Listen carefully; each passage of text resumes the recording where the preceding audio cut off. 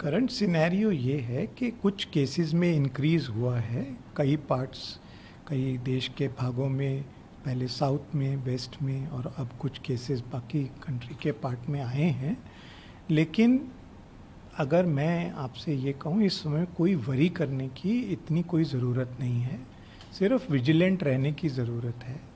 जब भी कोई केस आते हैं, कोविड के केस बढ़ते हैं, हम 3 चीज़ें उसमें ध्यान से देखते हैं। पहला कि कितना ट्रांसमिशन हो रहा है, कितनी तेज़ी से केस बढ़ रहे हैं।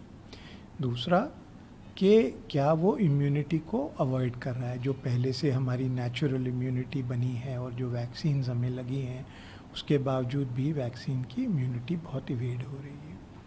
तीसरी जो सबसे ज़रूरी चीज़ है, इन दोनों से भी ज़्यादा, वो ये है कि क्या जो हमारी सिवेरिटी अभी की इन्फेक्शंस की है, क्या वो पहले से ज़्यादा है, या जैसे ओमिक्रॉन की थी, जैसे चल रही थी, उसी तरह से लो सिवेरिटी के केसेस हैं, जिसमें कि ज़्यादातर केस एसिम्प्टोमेटिक या जो माइल्ड सिम्टम्स के साथ होते हैं वह है कि नहीं।